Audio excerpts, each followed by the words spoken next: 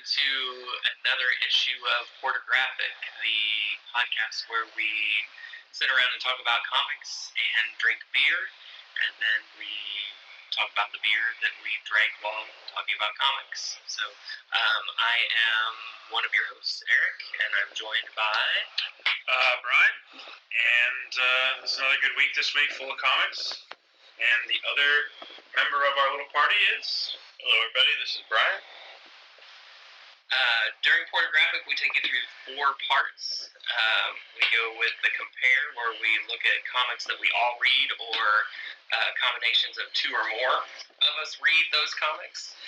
Then we go through the share, where we go over comics that each of us reads individually. Then we have the dare, where we do some dairy things. Yes. I've got a special. I've got a special dare today for Brian and Brian, and then we go into impaired, where we kind of rate and talk about the beers that we drank over the course of the evening. So, and go ahead and point out here, we are starting with our first beer of the night is Ballast Point Dead Ringer. It's their Oktoberfest. So that should bring us up to ready to start talking about into the compare. Well, it almost... you guys were having a great conversation about Detective, so I think we should start there. Okay. So yeah, Detective 966 is the issue that we're talking about here. So it starts off, to your point where we were talking off mic. There's not really any spoilers to jump right out to let you know what's going on right off the bat. It kind of picks up a storyline that we've been going on, you think, and then suddenly you realize it's many tomorrows from now. And you've got Robin standing in as Batman. Right. And original Robin, Dick Grayson, correct. Nightwing, loved the little, when it is finally kind of revealed to be him, you've got the blue bat symbol on him instead of, so kind of a throw to Nightwing, and kind of let you know that, no, I'm sorry, that's not right, is it? That's because this is Tim Drake of the future. So I don't exactly know why that blue is in there. No, but I was with you. So many Robins. I know. It seemed like such a good good point there, but no, this is the Tim Drake of the future. So I'm not sure exactly why there's the blue bat symbol on him. I thought it would be kind of a cool throwback to Dick Grayson and Nightwing, but you realize pretty quickly it's not Batman, because on the second page he's whipped out a gun and he's blowing some dude away. Yeah. That doesn't ever happen. The thing that it does in some alternate universes. That is Paradox. Yeah, it's not really Batman though either. No, but it's somebody in a bat suit with a gun. Yeah. But the thing that jumped right out to me is Batman going, Who else do we know that does foreshadowing? Oh, okay. And maybe I'm just reading something into it, but to me, I mean, is that not? Maybe we're getting to the Watchmen tie-in. It's highly possible. But that's certainly, and he's acting more like Rorschach than he is Batman. Although the two aren't so far removed from each other. Kind of re-energized Detective for me. I've been plodding along with it. I've been picking it up because it's a Batman title, and it's hard for me not to pick up a Batman title. But the whole Monster Men just got Monster Men was not really good, and I'm not big on the spoiler character that they've been kind of focusing on and stuff. But yeah, this was good. So we get to the Tim Drake is free from the prison of Mr. Oz towards the end of the issue. So we could be seeing him, I guess, rejoin Batman and the rest here fairly soon. Because before that, Batman knows he's alive. Right. it was pretty interesting. I could keep reading that. Yeah, you're right, dude. There is a big blue bat symbol. Yeah, and wow, that's but it's nice. I kind of like the kind of trench coat looking. Yeah. So definitely re-energized that for me. That's made it off the chopping block, and we'll keep collecting that week to week. Pretty decent art. Yeah, who is the artist for this run? Barrows? Barrows. Yeah. Over there.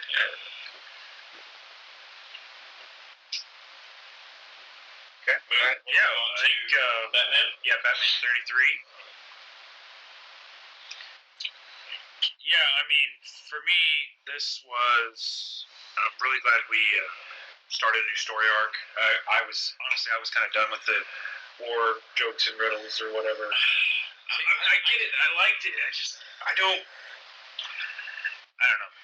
Fair enough. I mean, to each their own. To me, I enjoyed it because it was a different Riddler and Joker story than we've seen before, and both of them kind of drawn different than you've seen it before. A different interpretation like that, and I enjoyed that story arc. I really did. Honestly, when I first saw the art, I was like, "Is this like upscale white collar Joker Riddler?" Because they're both wearing like tailored suits and and I'm like, it looked a little more like, instead of crazy villains, maniacal. Yeah, I mean, this is just more like, this is what a real life Riddler would look like. Oh yeah, fair enough. Less campy, cartoony, more true to life. Yeah, more serious. More serious. So what really got this one for me was, we start out in the desert, and they're on horseback, and it's Catwoman, it's Batman. The last issue she had just said yes for realsies to marry him. So you're like, oh, is this their honeymoon? This isn't very good of a honeymoon. First off, whoever the artist is for this new section, I really dig it. I mean, you can do a 2-page spread of them just shooting a horse. Yeah, it's great. Okay, so go ahead. Explain to me, because why can't Batman go into Kadeem? What are the rules, and what do we know that, or am I just the only one that's lost with why he can't go in there? I don't really know either, which is probably bad, but I would assume not experts, just fans. I would assume it has something to do with Damien. Oh, it is. It's absolutely because Talia is his mother. Yeah, right. It's Talia al Ghul. So I guess obviously they had to get together at some point. She beat him. She full on beat him. Well, so I wonder if it's something along the lines of, you get to live, and I won't come kill you. Yeah, but you also can't leave. Yeah, she's in exile. Kind of deal. Like, I won't come find you and kill you for drugging me and making you have your baby, but you also never get to see your child, and you get to just stay alive. I'm guessing.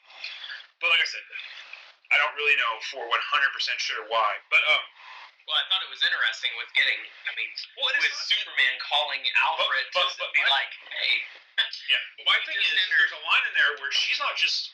Batman is not the only person who can't cross. It's everybody who's a member of the Justice League. She says in there, she's like, or there's a line in there like, none of you or your Justice friends can cross. And then he beats the guy up and crosses anyway. Actually, to be fair, Selena beats him up. Yeah, whips him up. Yeah. See, and I like the issue. Okay, I am the guard in the desert. I'm sorry, appointed by the Justice League of America. So I feel like she can't leave. She's in prison. And Batman says, I wrote the rules. As they're walking in the cave, he says, Tiger asks him, what's going to happen? And Batman's like, I wrote the rules. So, I don't know. I don't So I guess the real question is why does he need her so bad he's willing to break his own rules? I think he's going to let her know that he's getting married. I think it's That's the whole premise behind it is, hey, not going to be your betrothed or whatever Batman is to Talia. Batman, Bride of the Demon.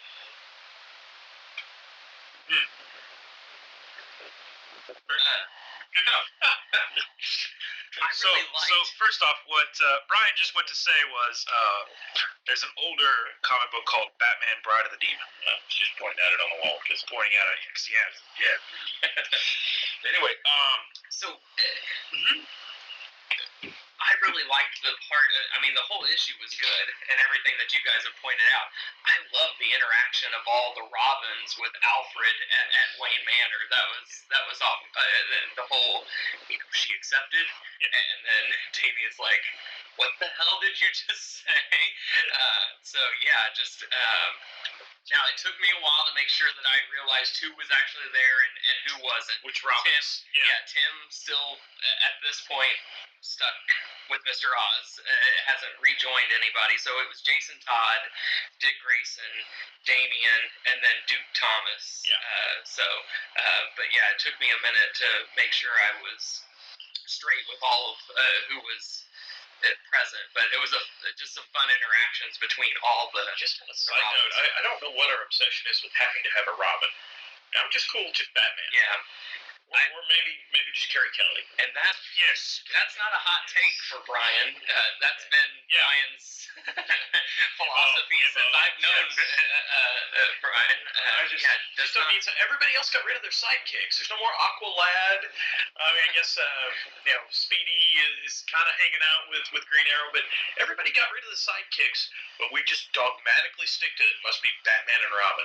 No, it could just be Batman. Completely down with that. I think the reason why they do that is because if you don't have some sort of child ward to have molestation accusations, sure, if you want to go that way. No, but I meant otherwise, does he have any kind of grounds to humanity anymore? Without someone to take care of, someone to look after. And that's kind of what they alluded to in the issue. But we got Catwoman now, which makes an interesting point. Is it going to just be them two? Or she has an interesting moral compass as well. So maybe I just made a strike against my own point. That being said, I am kind of interested to see what they do with Duke and stuff. And supposedly he's supposed to become the Signal. I wasn't super stoked about him in All-Star Batman. If he sticks around in the Batman title, I'm just I'll read it, of course, because it's Batman title, but I can get behind Damien a little bit because it's his kid.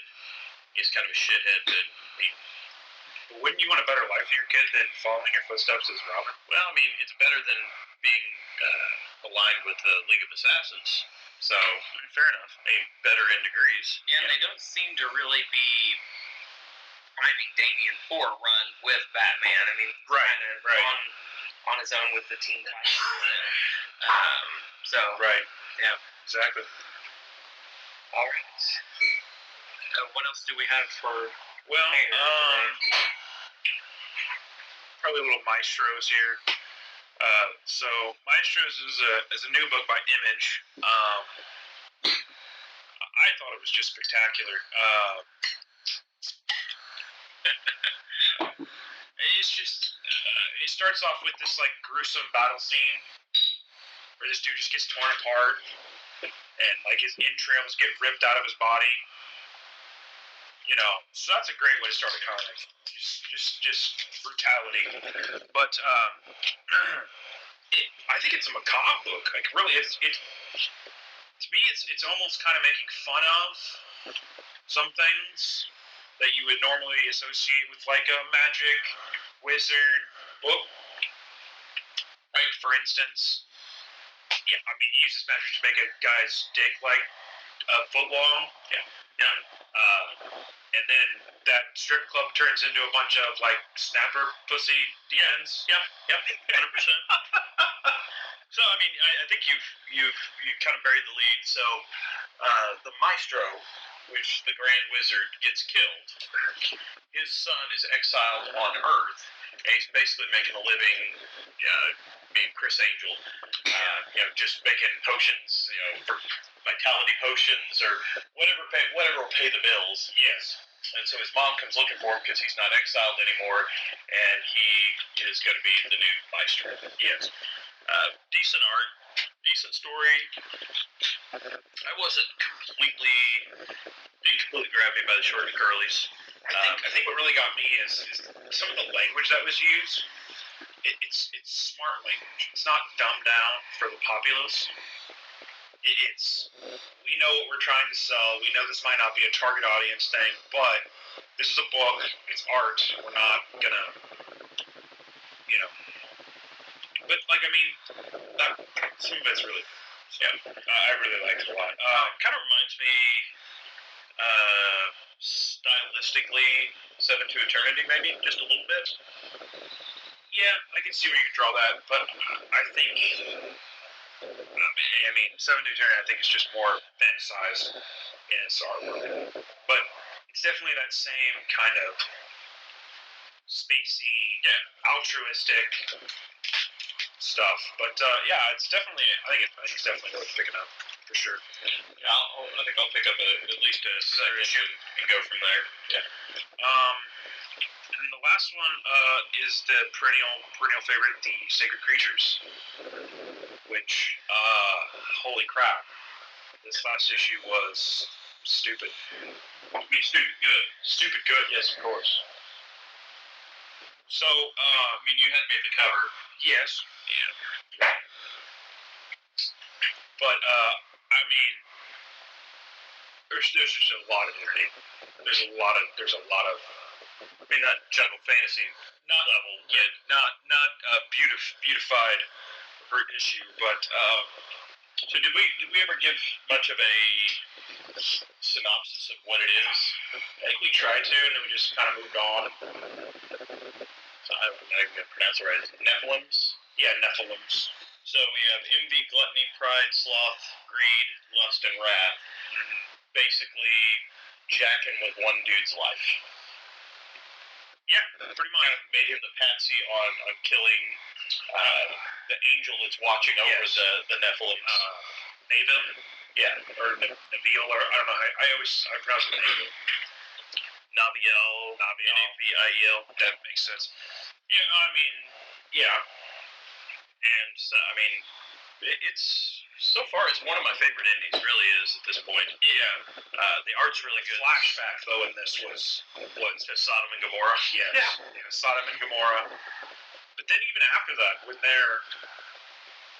she finds the reincarnation of the dude or the other angel that gets killed, and then she sleeps with him, and then has his baby, and then some real fun stuff happens.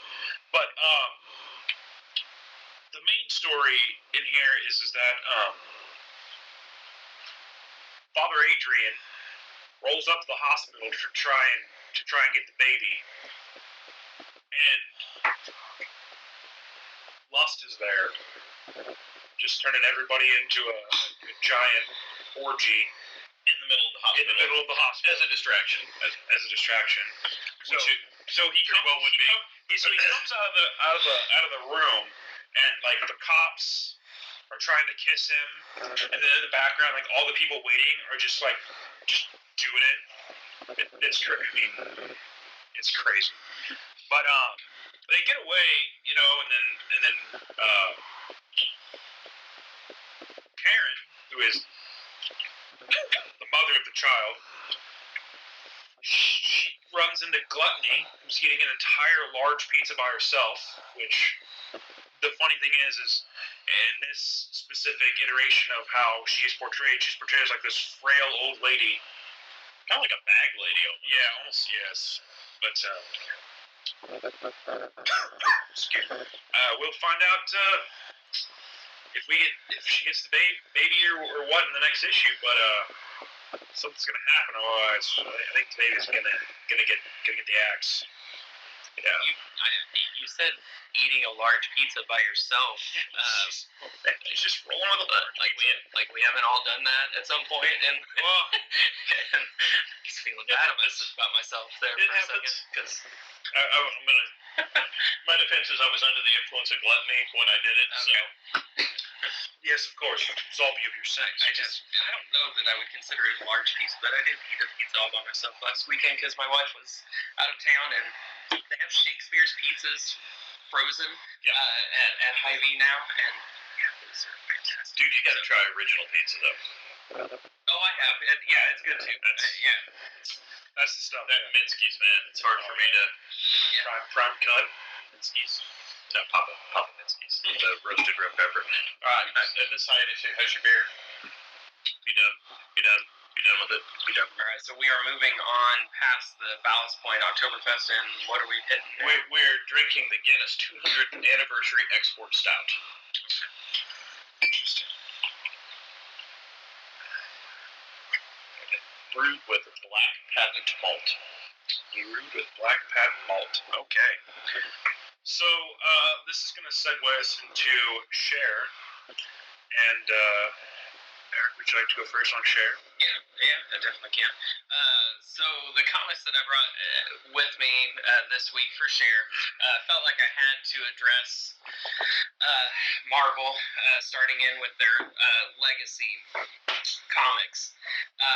We haven't picked up a ton of them, but we have picked up some this week.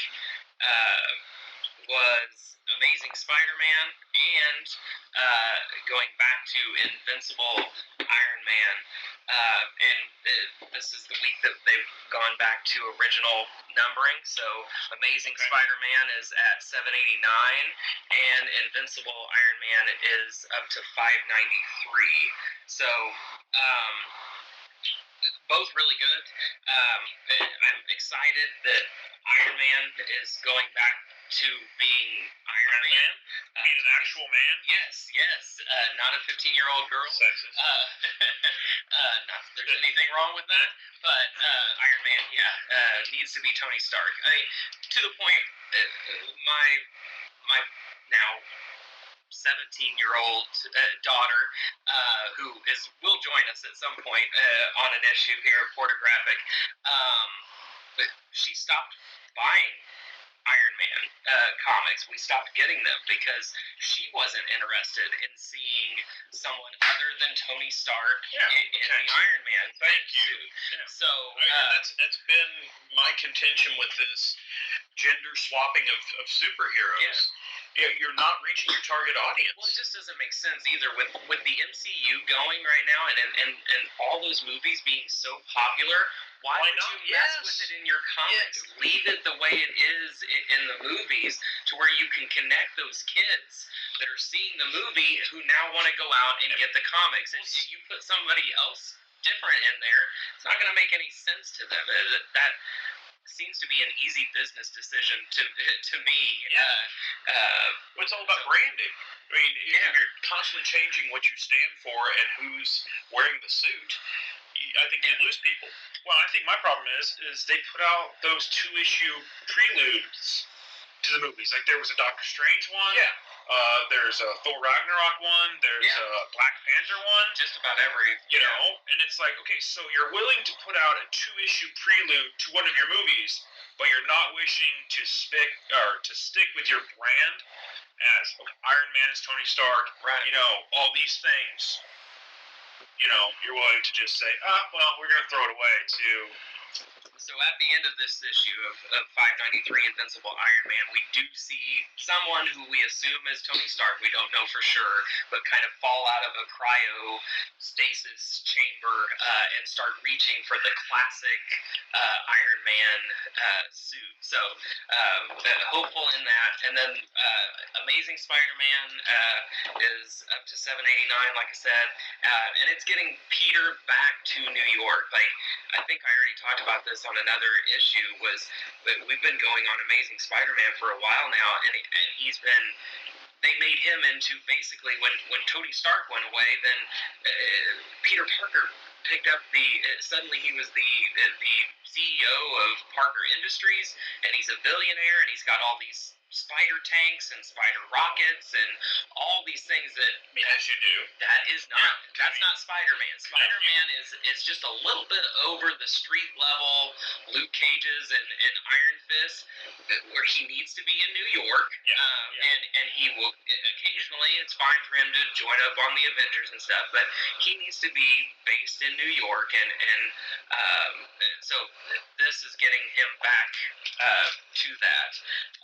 And then the other share that I have, and I know I've been going on for just a little bit here, but so Peter Parker's Spectacular Spider-Man started up about 5 months ago, and here on PorterGraphic, we always try to say we're fans. We don't know everything about all the comics, and so I went to the comic book store assuming I was going to maybe start picking this up, and just goes to show you that even the comic book guys who run stores and stuff don't always know exactly what they're talking about.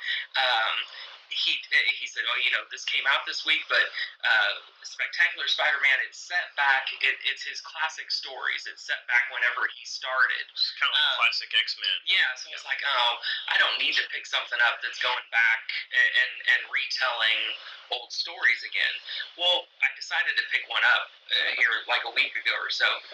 Completely wrong. It's set in the present. He is back in New York, and they're great tales. I went ahead and picked up all the issues so far through 5 that they have, and he is fighting classic villains and stuff, but it's set in present day. And they've been great. There was an issue that did have a little appearance by who we were talking about just a second ago, Ironheart, the Riri Williams Iron Man. Whoever came up with that name needs to be slapped. Yeah.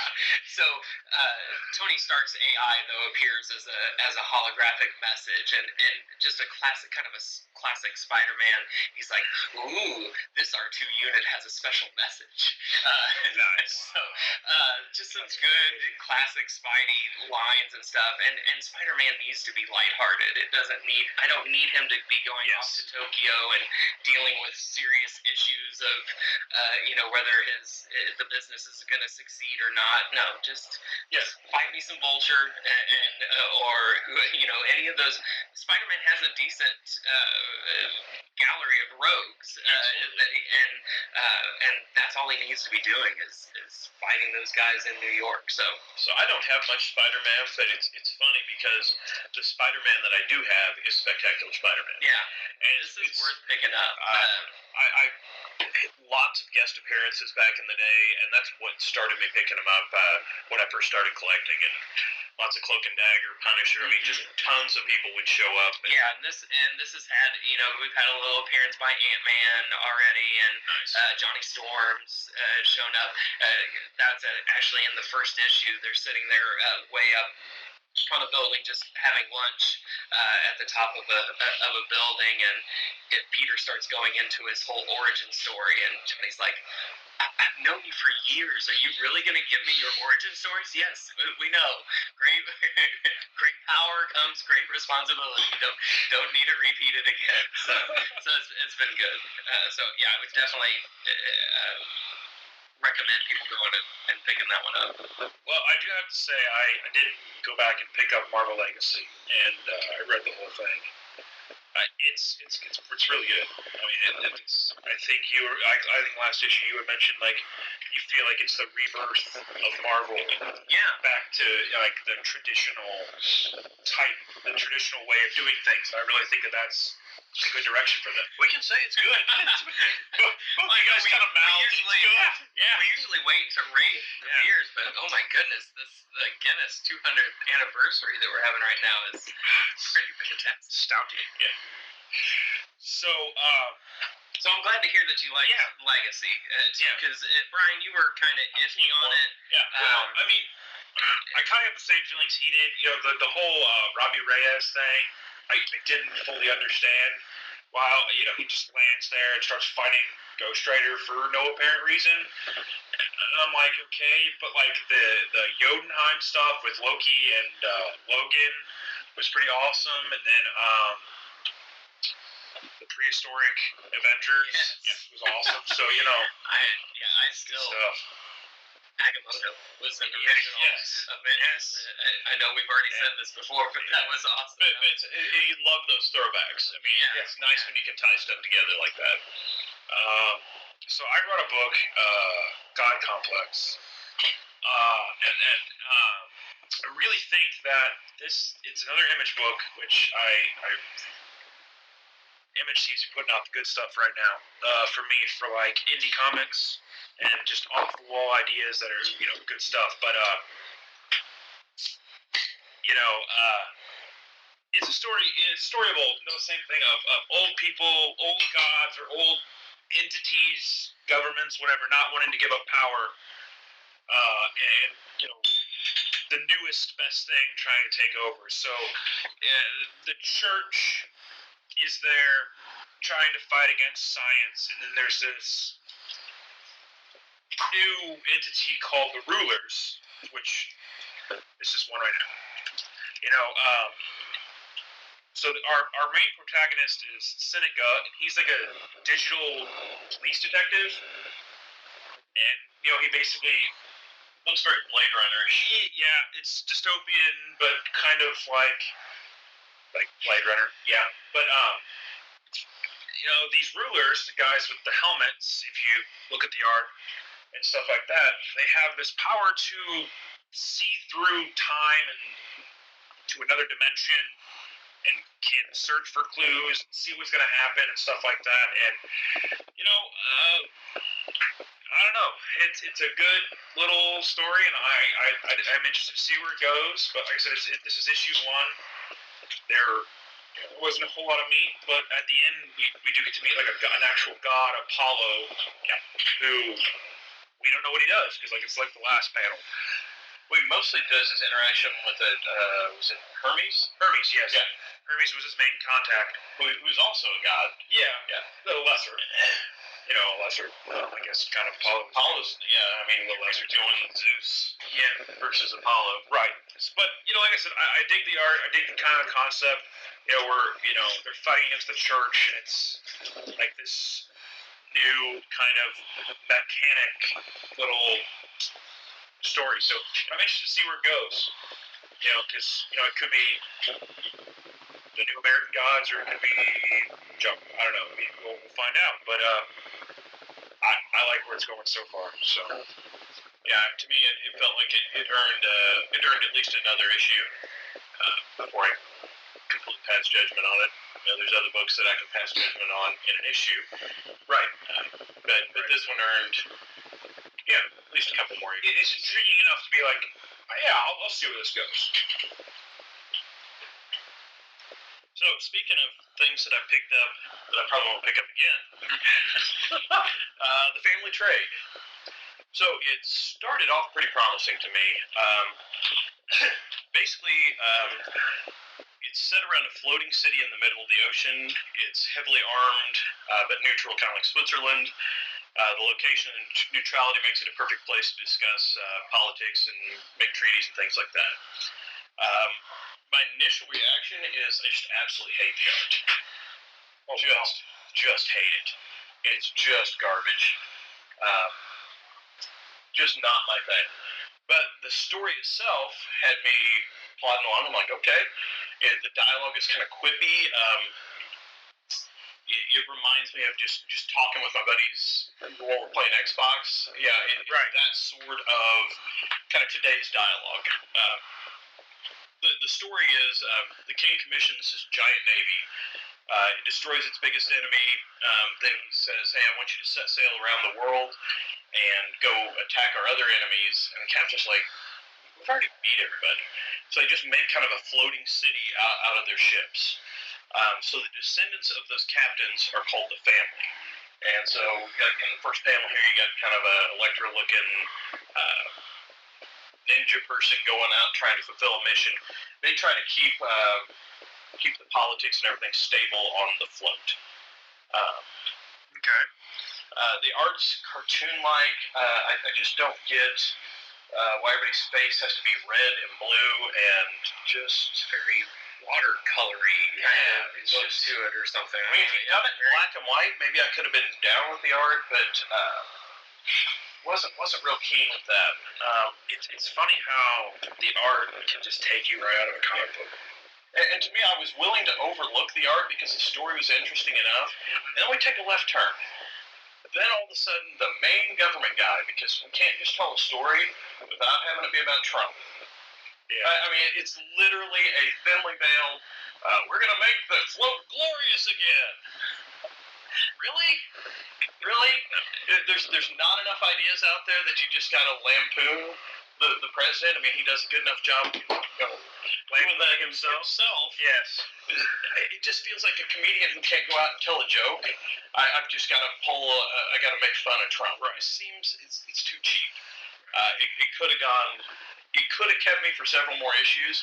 This is a pretty neat idea of having this neutral landmass for trading and politics, but then they just completely took me out of it. Right. Another share. Little bonus share. Yeah, I can't help but share. This is one. It may get another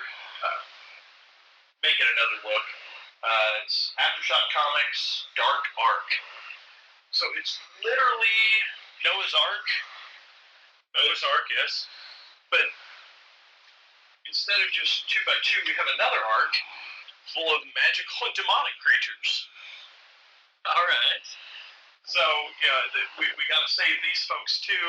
There's a chimera there, and wow, that's pretty cool. So the human pilot or captain of the ship, one of the first panels, one of the demons is out looking around. He's like, man, there's another ark over there. It's got a whole bunch of meat on it, and we could sure use some meat. But his mandate by this demon is, listen, you've done some bad stuff in your life. You and your family, the ledger's going to be swept clean as long as you captain this ark and keep everybody safe here, but you can't attack the other ark. So you basically got to have the yin and the yang. You got to have the good and the evil. So interesting story. There's some politics going on with the demons. It looks like there's going to be a mystery kind of going on the ship. Decent art, pretty good story. It'll warrant, I think, at least one more. And then I have Ragman. I collected at least one issue of this back in the 80s. I went to dig it back out and couldn't find it at this point. Got buried in some stuff, but I don't remember the original story being like this. Got a combat team in a cave in Israel. They kind of break through, open a sarcophagus, shenanigans ensue. Dude gets some special powers and becomes the Ragman, where he's absorbing souls. So basically, he's a Jewish superhero. Right. But I think originally the story is like,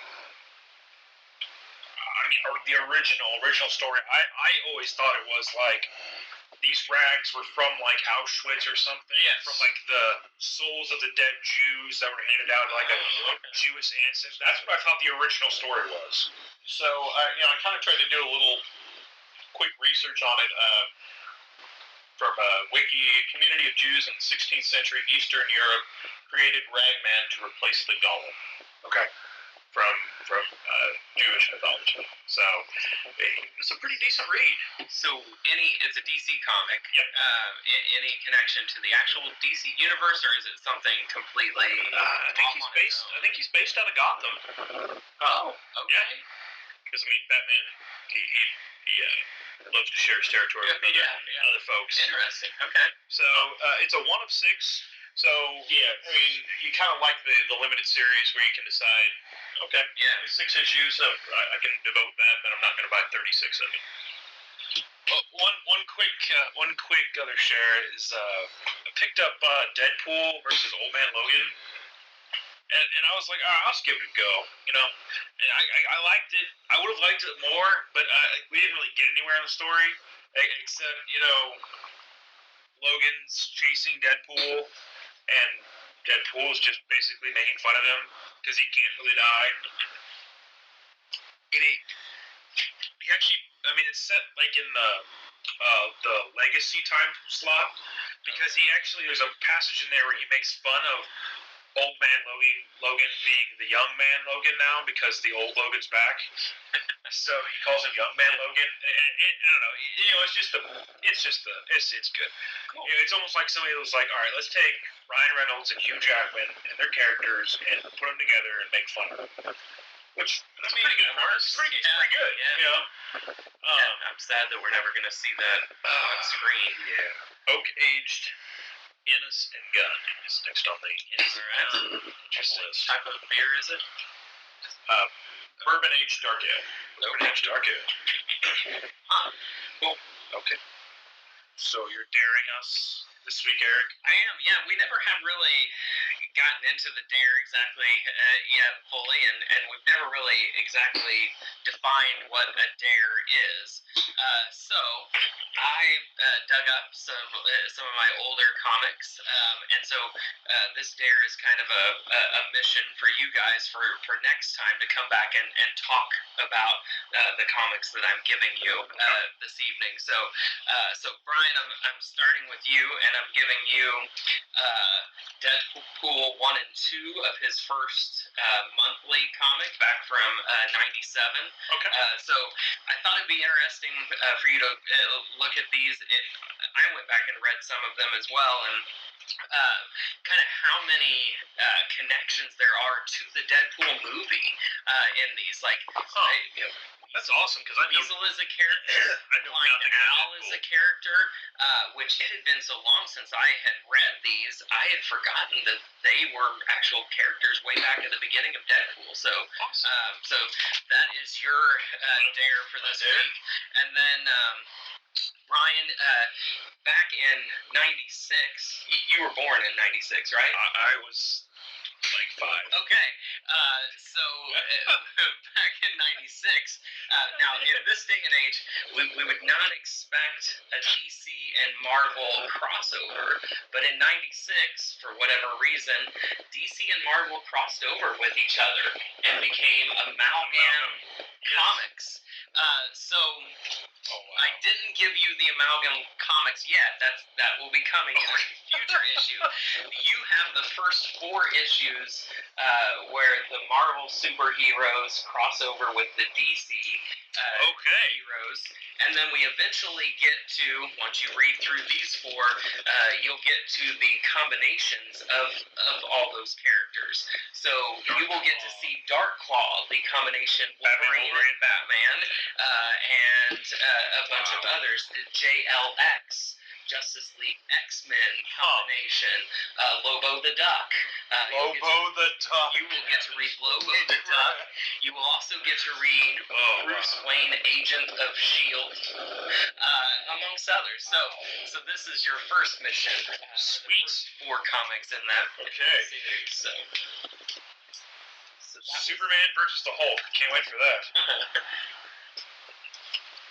Spoiler, it ends quickly. I would imagine.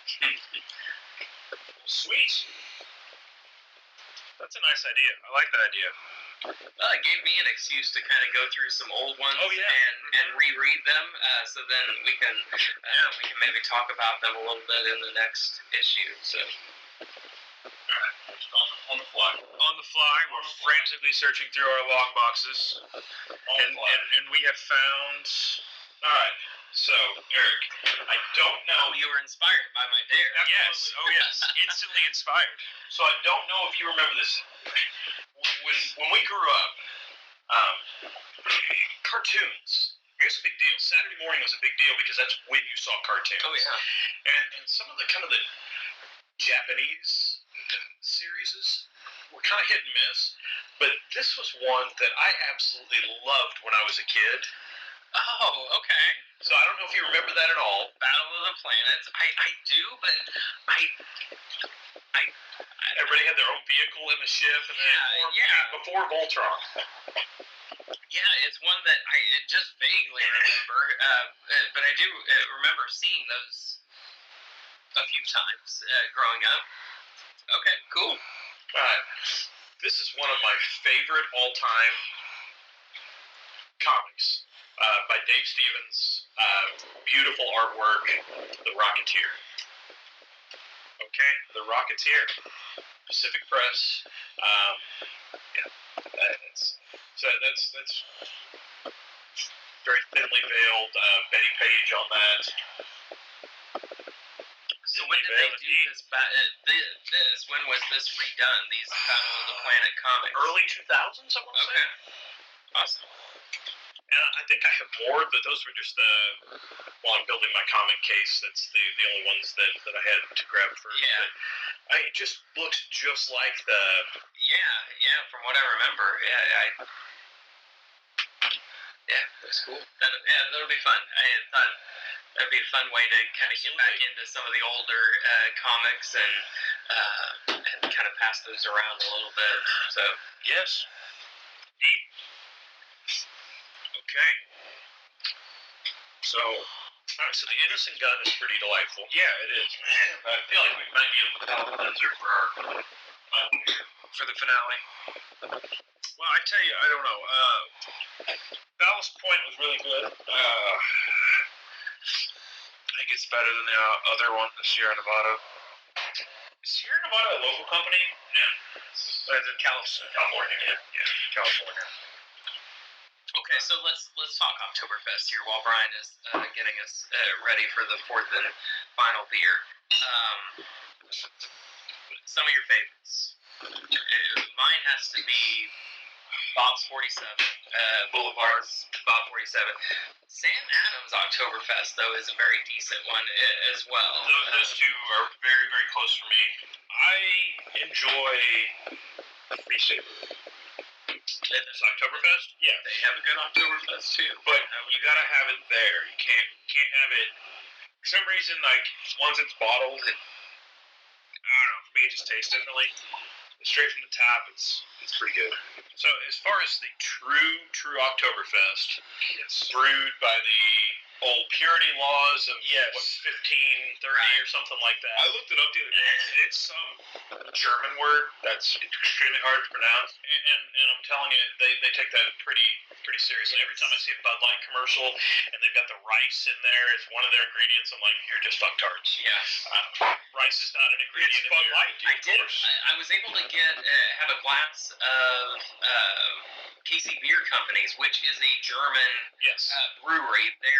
They just call theirs Fest beer. It was very good. To me, the Ayinger, who also makes the Celebrator Double Block, they make the best Oktoberfest. And it doesn't taste like the other ones because it is just brewed to those laws. I mean, it's just the yeast, barley, hops, water. So this is the McKellar Spontan Chokeberry. Okay. Spontan Chokeberry. Right. Everything else was pretty dark we had, so something light. Yes. I tell you what, that 200th anniversary Guinness. Yeah, that was ridiculously good. That was impressive. Wow, that face is spectacular. Are you choking on that? Choking? Yes, that's complex. Wait for all. Yeah, there it is. Okay, now wait for it because it kind of finishes different than it starts. Huh? Pretty good. Huh? Yeah, it starts off like a warhead. I mean, it's just that. It's way up there with that. But then you should start with kind of just a nice berry finish. And what is it? What does it say it is? So what temperature it is? Like a cherry tart or a raspberry tart?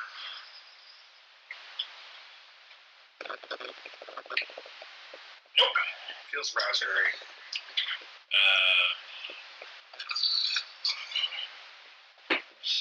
Framboise, maybe? Raspberry framboise? It's Belgian. Belgian? Framboise. So as we're finishing up here and rating beers, sour ale brewed with chokenberries. Chokenberries. And aged in oak barrels. I don't know what a chokenberry is, but apparently it's what's in the chokenberry. Yeah. So we've got some good comic book movies coming up this fall. We've got Thor and we've got and Justice League. Now, off recording last time, Brian is not a fan of Thor Ragnarok and the way Thor Ragnarok looked. I think we need to get this on tape here because. Well, I'm sure once I see it, I'll be fine with it because, as of yet, I don't know that there's been a Marvel comic book movie that's been bad yet. I mean, I can't nail one down. There's ones I like better than others, but so Hulk's not my favorite character anyway.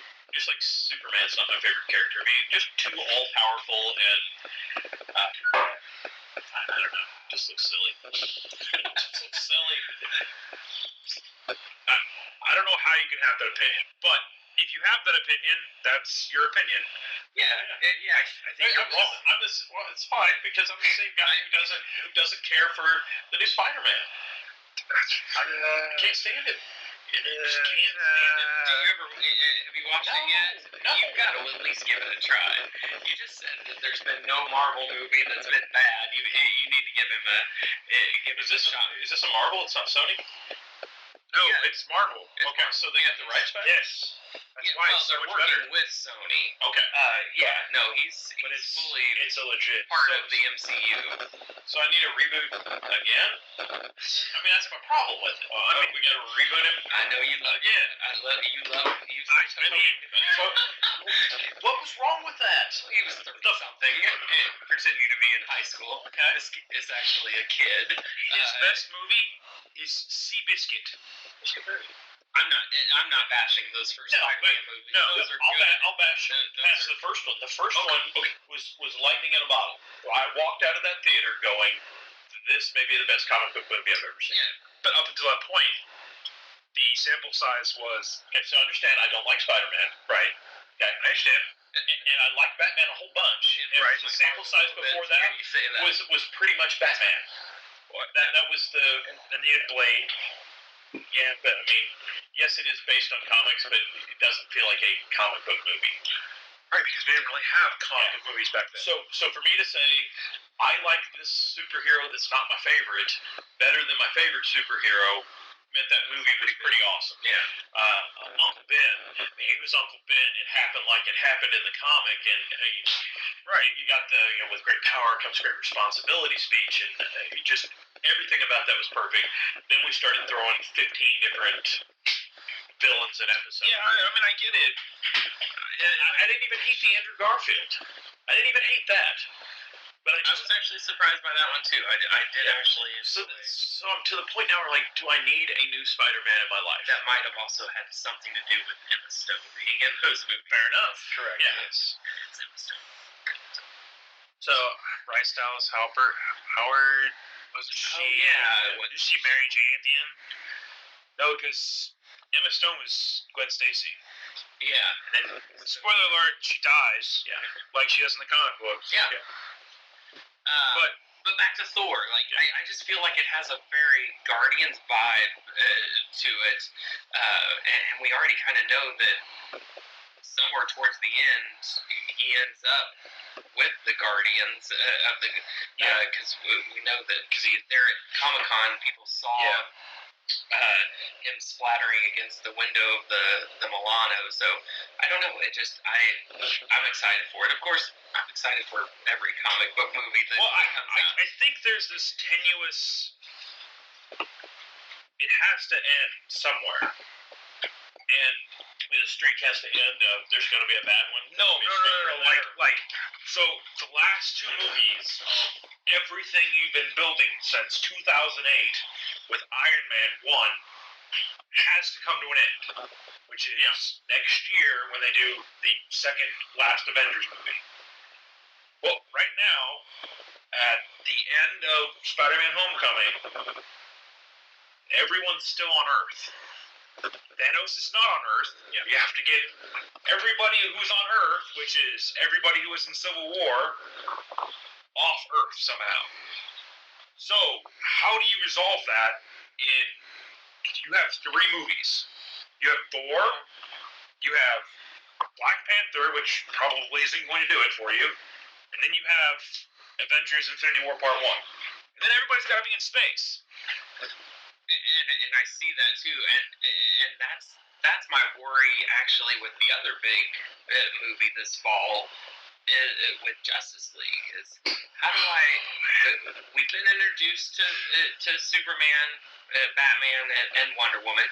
Batman and and not his own Ben Affleck Batman movie, but now you're bringing in Aquaman, Flash, and Cyborg, and in one movie you've got to make them a team and make it believable, and so yeah, that's my worry. And I'm looking forward to that movie too. It's just I'm very cautiously optimistic. Right. Nothing about it looks like I'm going to be rewarded for my patience. Well, it just doesn't seem like DC can get people down. Okay. Yeah. Well, I just think it's overproduced. Like, I mean, literally, I watched a trailer the other day. I don't know if it was like 1 or 2 or one of the, but like the entire movie was just slow-mo Snyder vision. Like, it opens with, like, Wonder Woman watching a bullet just graze past her like this. And, like, I'm like, okay, well, when you've seen Snyder Vision ever since Sucker Punch, and, like, 90% of the movie was just Snyder Vision, you're pretty tired of seeing Snyder Vision. Like, just, if you're going to make a dark, down and dirty, gritty, I'm going to beat the crap out of you movie, make it dark, dirty. Don't make it, like, this isn't the main stylized. You're not the Wachowskis. In more ways than one, you're not the Wachowskis. But you know what I'm saying? Like, it's one of those things where it's like, it looks overproduced. Is the CG great? I'm sure it is. But can you not practicality? For instance, Blade Runner. We went and saw Blade Runner the other day. Like, 90% of that movie, there was no CG that took you out of the movie. Like, it all seemed very... Yeah, I'd say nothing really took you out of the movie. No. It was just a full immersive, But I feel like the CG is going to take you out of Justice League. Yeah, everyone's going to go see it. I'm pretty worried about it. It is what it is. Yeah. Honestly, I think they should have made a training movie before they made a Justice League movie. Which you did kind of make a training movie. It was like the last 30 minutes of Batman vs Superman. Yeah. Wait, your mom's name's Martha? My mom's name's Martha. Let's be besties. Yeah, I never really got that. I think it was the thing that snapped him out of his rage. But it felt pretty clunky. If you're gonna just blindly steal from a source material, just maybe actually do that source material. Yeah. Just give me Batman on a horse. Absolutely. Finding mutant leader. Yeah. Well, and then Wonder Woman saved that movie at the end. Well, and my thing is like, I think somebody broke it down, and there's like 8 major comic book story arcs in that one movie. And that's the problem when you can't just tell one story good and you just chop up a bunch of good stories, have them and make it into baby food and exactly. I think one of the other things that really gets me with the whole DC universe is, how is Wonder Woman your best film? Like, not because it's a woman, not because it's like I don't want to get arguably not even a comic book movie, right? More of a war movie. Yeah, but like, how is Wonder Woman with everything you have, all the history? I know these characters have been around for 75 years, but like. You mean best movie this year? No, just I would say DC's your high. 100%. Well, he's talking. I think we're talking the DCEU. Yeah, right now. Just this like current. Man of Steel. We're gonna put it all together. I'm not going back into. No. I'm talking. Sorry. Okay. Thank you for saving me. Yeah. Because I felt the shotgun being cocked, both barrels. Let's see. Gonna blow his head off. No. Start with the kneecaps, because. But what I mean is like you started Man of Steel. Yeah. And then you got. Everything else after that, I think that Wonder Woman is the best movie. It's certainly the most watchable. Yeah, I don't know that I'd argue in past that. I mean, Man of Steel is great. It's really good. It tells an origin. It tells a version of the origin story. But Batman vs Superman is not really that good. No. I mean, it's good because it's it just chopped up too many different plot lines and tried to put them together. You know, but the only movie I'm really looking forward to is they've confirmed that there's going to be a Flashpoint movie. And supposedly Jeffrey Dean Thomas, the guy who plays Negan, Yes. is going to be Thomas Wayne. Yes. Okay, take all my money. To quote Kevin Smith, Yeah. just take all my money. So, I mean, That's perfect. if this is where we have to start to end up with the comedian playing, and you can see, Wow, I forgot until you said that, but you're 100% right. Played the comedian. Then he was also Thomas Wayne in the opening of Batman vs Superman, where they get shot outside the theater, which is why they're trying the continuity thing where he's Thomas Wayne in the Flash. Right, and the girl from Walking Dead is Lauren Cohen is it supposed was to the prom was Martha Wayne, It's who Lauren then Cohen. would become the Joker. Yeah, she is. She would be the Joker Yeah. in that Flashpoint movie. I dig that. So I think if DC would quit trying to model after Marvel, because here's my thing. You lost. I don't want to see a Justice League movie. The question is, do you need a Justice League movie? No, I don't want to see a Justice League movie. It's not what I'm after. What do you want to see? I would like to see what you just described. I would like to see The Dark Knight Returns. Yeah. I would like to see The Killing Joke, not the abomination that they put on Blu-ray, which I literally had to turn off because I'm like, this didn't happen. Fast forward this first 7 minutes. Did not happen. But I mean, you have such a rich history. Tell those stories. Give me a Swamp Thing movie. I mean, CG and everything.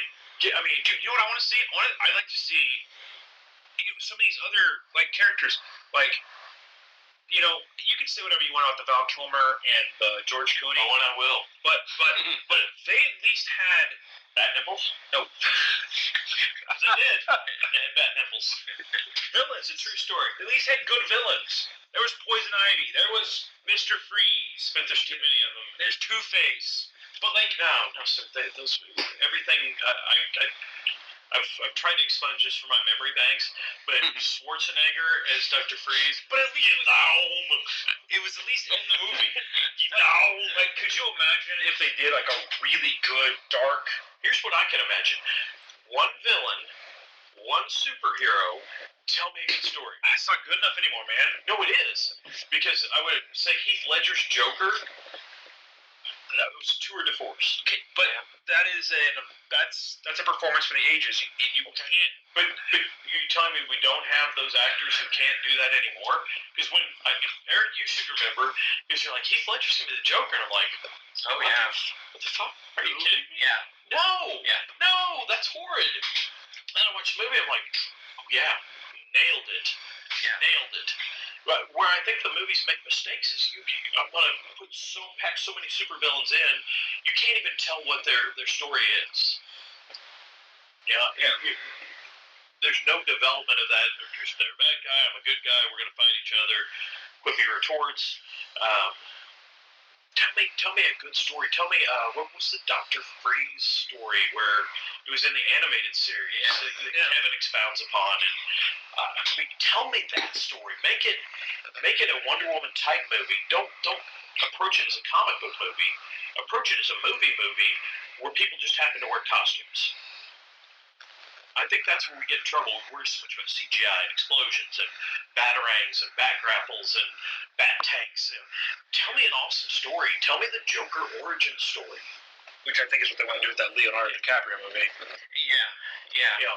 Do that sort of thing and do it well. And then you compete with Marvel. I think that's what I think. I really think that when we look back in 5 years or 10 years or whatever, we're going to be like, okay, you have the canon, you have the Avengers style movies, but then you also have these one-offs, like Wonder Woman, like Flashpoint, which you're doing, I think it's 2019.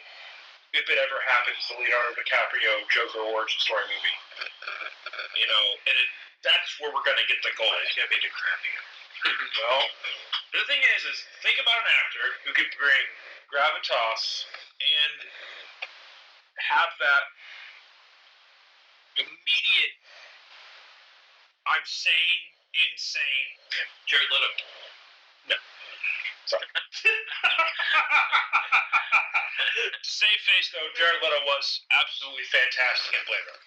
And he's been fantastic in other things. I just didn't need Gangster Joker. Yes. That was a completely wrong take. Completely. Yes, I would agree. Your stylistic choices were incorrect, yes. But, I mean, I can't think of somebody who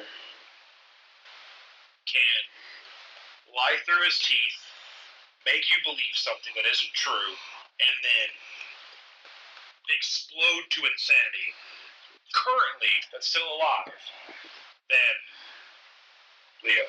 And it's Martin Scorsese's going to produce it, so. Of course he is. You're joined at the hip. Well, I mean, I'm not a huge Leo guy. I know, but yeah. And I think if given time, I could combat that with somebody, but right off the top of my head, I'm not pulling any names. Cumberbatch. There you go. Right there. You can't get Cumberbatch to do it. Why not? Because he's Sherlock and he's Doctor Strange and he's that was not your stipulation. You said tell me an actor who could do it. Oh, I'm sure, yeah, but a real life actor who would actually take the job. I bet he would. The paycheck was right. Cumberbatch! $100 million. Nope, it's not worth it because nobody can see a Joker origin story except people who, yeah, you're a comic book fan. Yeah. Shocking. But that's what I'm saying. Like, Joe Schmo off the street, the guy who sees Iron Man and who sees all these Marvel movies, he's like, oh yeah, the Joker's just a stupid clown. And he's not even going to see it. He's going to think it's like an It ripoff or something. You know, I don't know. I think you don't give society enough credit. People will see it, especially if it gets good reviews. And Blade Runner got good reviews, and nobody went and saw it. We did. Well, yeah, I know. Yeah, I feel like, I know this is blasphemous, but I feel like there's almost just a glut of comic book movies. Well, sure. And when you combine it along with everything that we're getting on Netflix and everything that we're getting on TV now, Yeah, it is. And it's a Marvel overload. At some point, DC people are going to stop and be going. done. And I think Marvel is kind of seeing that because I don't know how much they're going to go past this like phase 4 that they have planned. I think they're starting to see that things are starting to decline a little bit, and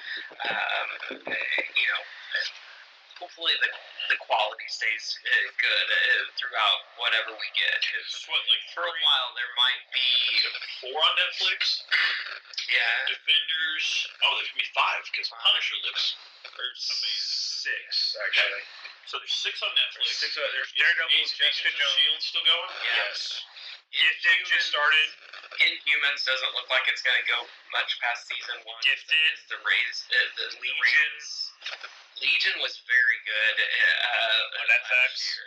On FX. So you have Agents of S.H.I.E.L.D., Daredevil, Jessica Jones, Luke Cage, Iron Fist, Defenders, Gifted, Inhumans, Punisher. Did you say Daredevil? Yeah. Okay. Legion, and then Runaways or whatever it is. It's on Netflix. That's a Hulu. A Hulu exclusive. And when it was New Mutants, is that a movie? New Mutants is a movie. It's actually a horror film. I don't really care what anybody else says. Sort of looks that way. Sort of looks like a horror film. Yeah. It was shot in a mental institution. So you have 11 shows. 11 shows on paid for or Did we say Deadpool? television show. Oh, okay. Sorry, I was talking about everything. No, that was television. That was just television. So you have 11 television shows in production right now. And fair, some of those are really good. Well, yeah, but some of them are also. I watched the first 2 episodes of The Gifted, and that was good, which is an X-Men tie-in. I think we have too much. I think there's too much. Like, I mean, especially coming from my world, when I started collecting comics, nothing on TV. No movies. I mean, Tim Burton, Batman. We did have the Incredible Hulk growing up. True story. Okay. Yeah. Rigno and Rigno. Yep. Yeah. I did love me some Hulk back then. But I did watch in that. the world of where dumb stuff's getting picked up for more than one season, you know, Firefly got canceled. Yeah. And we can't get a Battlestar remake again.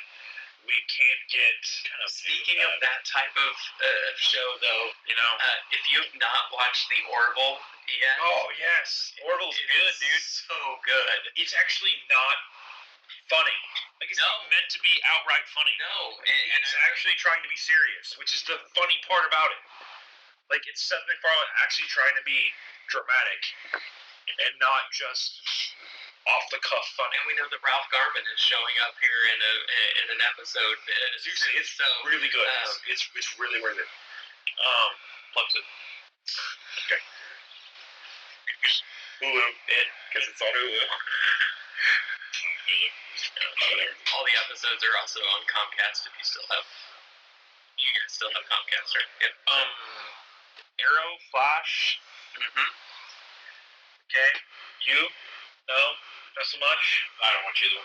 Okay. I mean, so Arrow was great for the first couple of seasons, and then it jumped the shark. Yeah, and I could not get back into Flash still has it. I didn't like season 3 as much as season 1 and season 2, but I'm not ready to give up on Flash yet. Flash is, and I know I'm supposed to watch it, and I probably should. It just feels like you should see season 4. I figured out the formula on Arrow, and it looked to be much the same formula with Flash, and I think to start out, I would say that they've really gone in this direction. It's just not one of my heroes that I ever really followed. I didn't follow him in the comics. Well, see, I don't really like Gotham. I know. Different strokes, different folks. I would much rather watch. I haven't watched any of Gotham. I'd much rather sit down and watch an episode of Flash than I would Gotham. See, to me, that feels more based in reality. Which one? Gotham. Well, there's no superheroes. Of course it does. Yeah. Whereas the other is a speedster guy. Well, I mean, Arrow's not really a superhero. Dave Meta's though. Yeah. So, but I mean, I think my biggest problem with it is like, at the end of the day, when I watch a season of Arrow or a season of, it makes me want to feel things. Whereas, like, I don't know what that feeling is. It may be, sadness, happy, whatever. But like season 1 of Arrow, or season 1 of Flash, when he goes back and tries to save his mom. I mean, yeah, holy crap. But I don't feel like season 1 of Gotham gave me where Jim Gordon tries to clean up a corrupt police department. So overall, it's a philosophy of good outlasts evil. Young Bruce Wayne, the dude who plays the Penguin, just amazing. I mean, different strokes for different folks. Yeah, it is what it is, but it's not a bad show by any way, shape, or form. Yeah. It's just, it gets down to the point that we're talking about, really, is there's so much out there. It'd be nice if we all just got to sit around and watch that stuff all day long, but it comes down to it. You've got a limited amount of time, and you've got to pick and choose. You make a decision of, hey, this is good or this isn't. So, like, I don't know, Defenders. I watched 4 or 5 episodes. And the only reason I could watch that at all was just because Daredevil was there, and it seemed like a very Daredevil-centric story. And because the rest of them, I just not real down with. Yeah, I think that they're just trying to cash in as quickly and as fast as they can. Just pump it out. People will just click on it because it says Marvel. People will click on it because it says DC. And I think we've gotten to a point where, we're not getting, Shane Black or Oliver Stone or some huge, well thought out director. Which I guess you don't need to. Who directed Blade Runner? Danny Nuevo or Villeneuve or whatever his name is. He did Arrival and won an Oscar. So I mean, okay, but what else? I forgot the other movie was. Fair enough. That's what I'm saying. So there's plenty of good new talent out there. Well, sure, but you're not getting that new talent. You're getting who directed, who's the lead on, Justice League. It's the same guy who's been doing it since Watchmen. Okay. Well, pretty sure he passed it off. Scott Snyder? Yeah. Well, only because his kid committed suicide, and now it's Joss Whedon. Yeah. So that's. We'll wait and see. Yeah. But hopefully that fixes it. But I mean, people didn't really like Avengers 2 either. That too. We've got the Wheaton Batgirl coming, which is gonna be great. Because she's supposed to be Barbara before Oracle. Yeah, it'd be hard to be Batwoman for a wheelchair. As long as she doesn't try and fuck Batman, it'll be fine. Yeah. No, but seriously though, which is a throwback to the first 27 minutes of Killing Joke that but should have been on the cutting room floor. Seriously though, if you look at who they're going to do comic book movies, I mean, DC, you have one guy who's doing them all, and then Patty Jenkins, who did great. Leroy Jenkins, but I don't feel. I have a student in my class right now with the last name Jenkins, and man, it takes me everything. I won't say her name on the podcast, but every time I say her name, it's so hard not to want to go Leroy Jenkins. That's awesome. So I just do it in my head. Absolutely, yeah. Which is the safest place. Makes me happy. I don't know.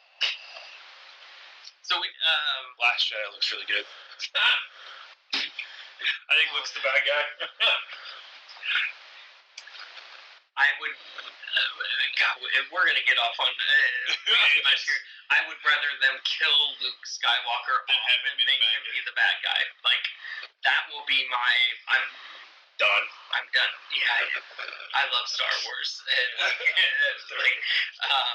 That it was hard enough. It was hard enough to lose Han, but you can't have Luke go to the dark side. Yeah, I can't. Yeah, I can deal with them dying off. Because then he can always come back as a ghost. Hologram.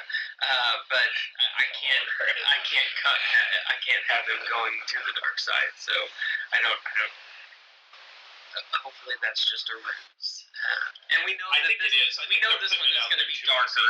Yeah. They're basing it on off that first trilogy, and you look at Empire Strikes Back, it was a much darker film than the other two.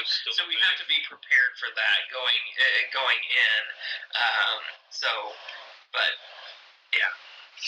It's funny how the best Star Wars movie wasn't directed by George Lucas. It's not funny. It's reality.